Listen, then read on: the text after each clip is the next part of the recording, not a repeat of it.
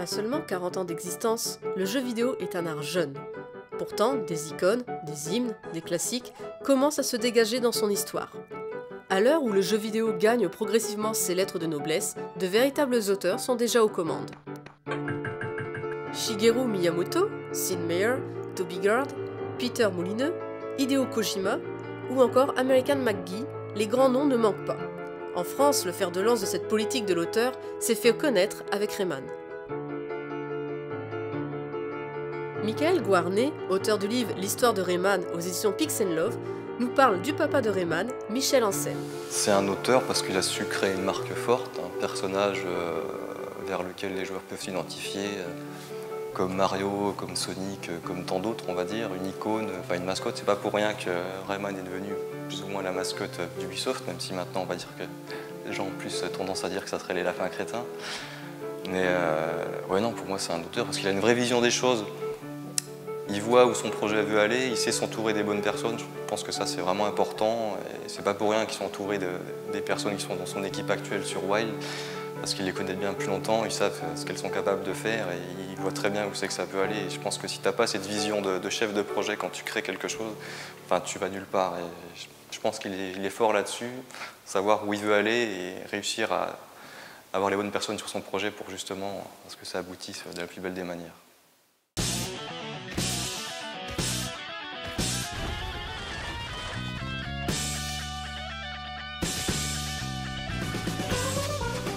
Au fil des épisodes, les créateurs du petit héros, sans bras ni jambes, ont toujours su tirer parti des innovations technologiques et créatives de l'époque pour mettre au point de vrais petits chefs-d'œuvre à mi-chemin entre le jeu indépendant et le AAA.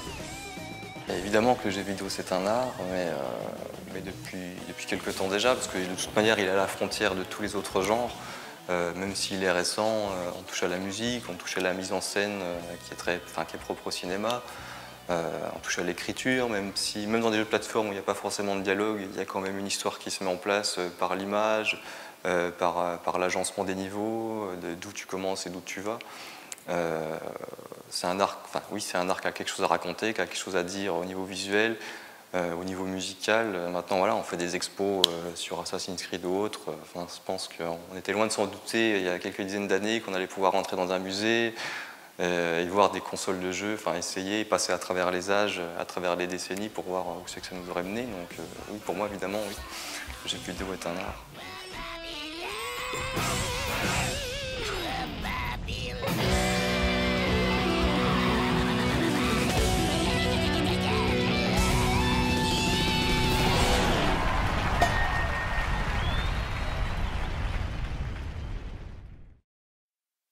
Avantagés par la souplesse des petites structures, les studios indépendants, comme le studio Enigami, sont particulièrement prolifiques en termes de créativité. D'ailleurs, l'univers du jeu Shyness est d'abord celui de Samir Rebib. Shyness, à la base, est une bande dessinée que je dessine depuis que je suis tout petit. Et donc j'ai commencé à exposer la bande dessinée en 2005 sur un site internet. Il faut savoir que ça faisait des années que j'avais peaufiné l'univers et j'ai décidé de l'exposer en 2005. J'éditais à peu près 2 à 5 planches par semaine et une petite communauté s'est créée autour de cet univers. Et c'est en 2010 que Azem, qui est notre directeur technique, m'a proposé de faire un jeu vidéo sur ce même univers. Donc j'ai accepté volontiers, mais au tout départ c'était juste par passion. Voilà, moi j'avais ma bande dessinée, je voulais voir mes personnages en 3D. Je trouvais ça génial d'en faire un jeu vidéo, donc j'ai accepté volontiers.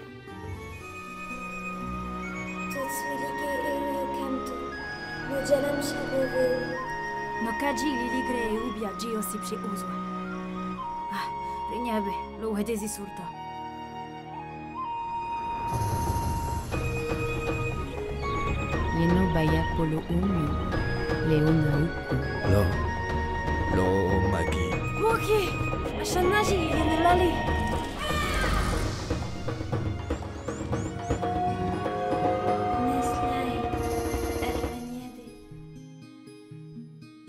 Mon rôle dans l'entreprise, c'est de veiller à la direction artistique pour que ça corresponde vraiment à l'univers de Shyness. C'est ce que j'ai en tête depuis que je suis petit.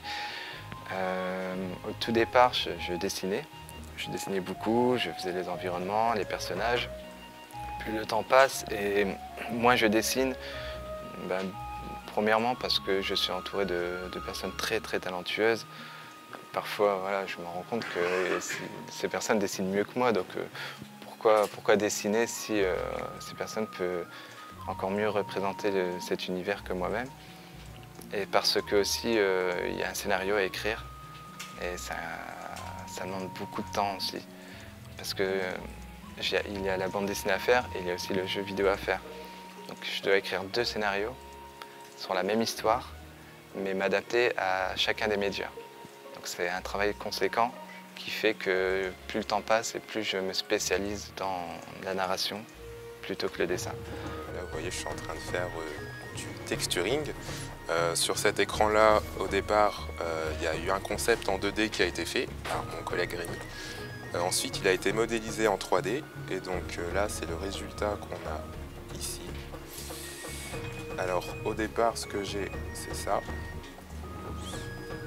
Et donc, mon travail, c'est de faire en sorte qu'au final, on ait ça. Voilà. Alors, moi, je suis en charge de tout ce qui est la modélisation 3D. C'est-à-dire que je récupère des assets dessinés en 2D et moi, je les modélise en 3D. Et après, je déplie ce qu'on appelle des UV qui vont permettre de faire la texture. Donc après, soit je vais m'en occuper, soit je vais passer à d'autres graphistes 3D ou d'autres graphistes 2D. Donc, par exemple, ici, là, je suis en train de travailler sur une zone qui s'appelle le donjon de Méonis. Alors ici, j'ai la zone en 2D qui est dessinée par Rémi. Et je vais déterminer tous les assets qu'il va falloir que je modélise pour qu'on puisse l'assembler dans le moteur du DK. L'animation, ça fonctionne en plusieurs parties. La première partie, c'est on récupère le travail des artistes 2D qui nous donnent des storyboards. Donc en fait, c'est le mouvement qui est décomposé en plusieurs poses clés. Donc les poses clés, ce sont les poses les plus importantes de l'animation. Parce que dans notre logiciel 3D, on a ce qu'on appelle une timeline. Donc c'est ici. Donc ça va de 0 à jusqu'au temps qu'on veut. Il faut savoir que les chiffres ici représentent des numéros d'images. Et 25 images correspondent à 1 seconde. Par exemple là, sur cet exemple-ci, c'est une animation où le personnage, c'est son anime de mort en fait, donc on y perd un combat. Donc en fait on met par exemple, donc en image 0 on le met en position de combat. Ensuite on avance dans le temps et on le met par exemple à l'image 5 dans cette position-ci. Et du coup l'ordinateur va créer automatiquement ce qu'on appelle une interpolation entre l'image 0 et l'image 5. Il va calculer le mouvement des membres entre chaque image. Une œuvre comme Shyness est donc un savant mélange de bande dessinée, de sculpture, de musique et de mise en scène, sublimée par une pincée de ce qui fait la spécificité du jeu vidéo, le gameplay. Mon travail, c'est de concevoir les niveaux d'un point de vue théorique, c'est-à-dire que je vais faire par exemple les plans qui vont permettre aux membres de l'équipe, notamment level builder, puis aussi concept artist, on travaille justement un peu en symbiose pour mettre en place tous les niveaux. Donc je commençais à placer chaque salle, etc. Essayer de penser à la circulatoire, comment le joueur va se déplacer, comment est-ce qu'il va se repérer. Ensuite concernant le quest design, je vais traduire d'une certaine façon le scénario sous forme de quête. Donc scénario principal mais aussi les scénarios annexes. Et dans Shyness en plus on peut résoudre les quêtes de différentes façons. Donc du coup avec l'aide du game designer on va réfléchir sur comment articuler toute cette narration.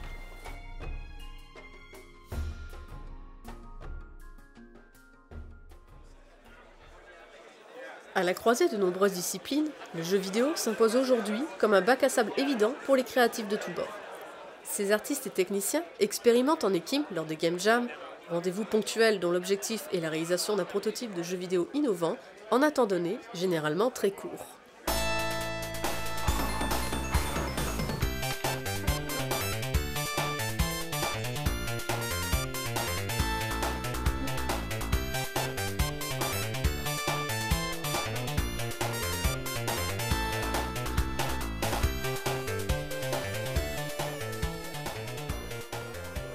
Nous, on va faire une histoire, ça parle de Grolaf qui explore dans un donjon. Le joueur y joue et il y a un personnage à l'écran. Le problème c'est que l'écran il n'est pas vers le joueur, il est vers l'ami du joueur. L'ami du joueur par contre il a Grolaf, il a un plateau de jeu avec d'autres monstres et du coup il essaie de reproduire au mieux ce qu'il voit sur l'écran en déplaçant les monstres en temps réel. Et puis ensuite, excusez-moi, en temps réel il déplace les monstres et ensuite du coup le joueur qui tient la manette, lui, il voit le flux webcam du plateau de jeu. Et donc du coup, en fait, son ami lui sert de console de jeu qui essaie de reproduire ce qui se passe dans la partie. Et du coup, ça rend le jeu moins amusant, en fait, comme ça. Ça le rend plus lent et plus difficile à jouer. Donc voilà, ça c'est le concept.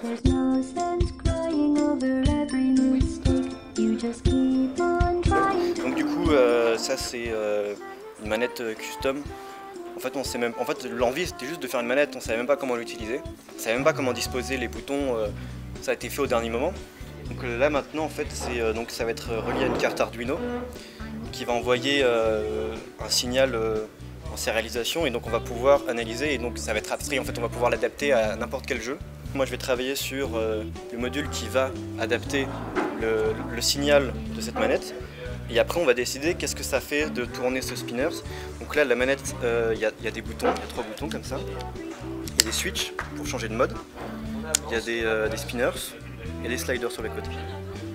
Donc l'idée c'était de faire une manette, on ne sait pas trop à quoi servent les boutons et il aurait fallu la manipuler pour découvrir in-game qu'est-ce qui se passe.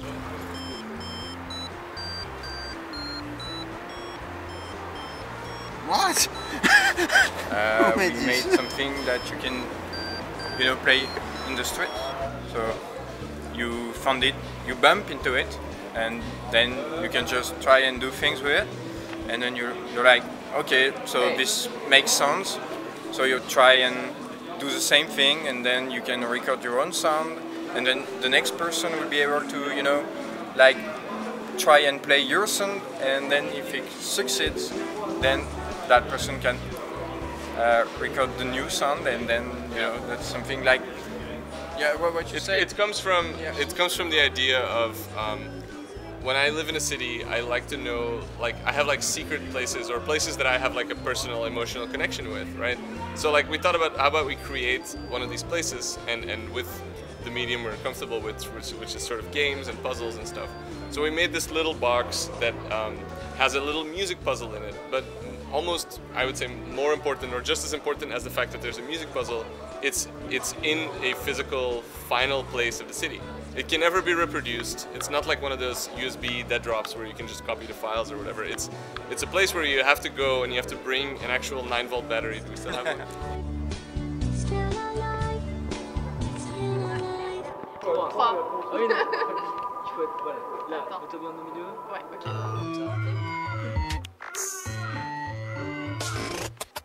Well, here we are again. It's always such a pleasure. Remember when you tried to kill me twice? Alors du coup, c'est un projet à propos d'une boîte qui s'appelle Ferdinand, qui est là, mais qui est aussi là. Et en fait, le joueur va mettre les mains dans la tête de Ferdinand et le faire bouger à l'écran en contrôlant son cerveau.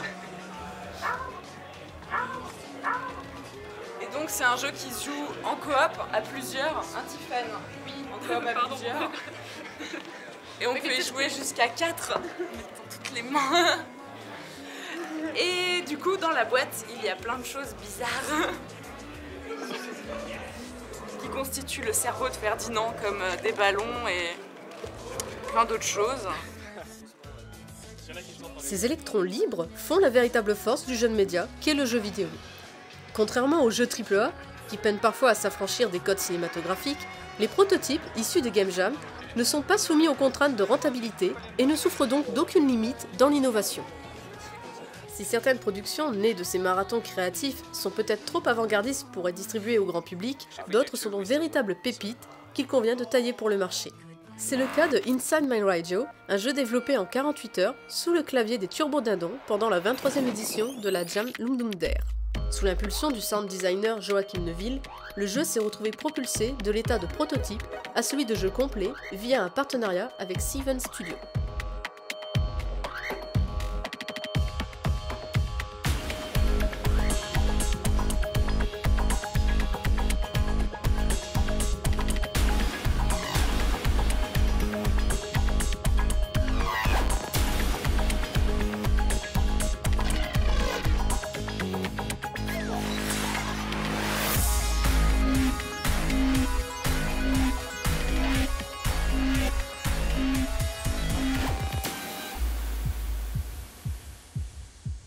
Alors Steven Studio, c'est une boîte qu'on a créée il y a environ 2 ans avec des anciens de la boîte où on travaillait avant. Avant, on était tous à Hydravision. Et à la fermeture d'Hydravision, on a décidé de se lancer dans l'aventure du jeu indé. Et on s'est retrouvé à 7. On travaillait en fait dans une équipe à 7 sur un projet à Hydravision et on a décidé de rester ensemble pour monter Steven. Et commencer à travailler sur notre premier jeu, Ethan Meteor Hunter.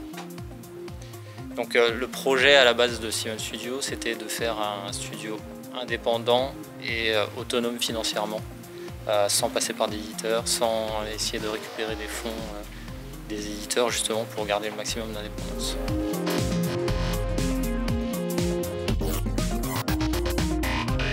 En fait, pour ce jeu-là, on s'est mis en association avec Turbo Dindon, qui est la team qui a développé le jeu pendant la Jam. Et le sound designer qui travaille sur le jeu faisait partie de Turbo Dindon où on a lancé la production de Ethan. Il a travaillé avec nous sur Ethan Meteor Hunter, en fait. Et il continue à travailler avec nous, bien sûr, sur Inside Maridio.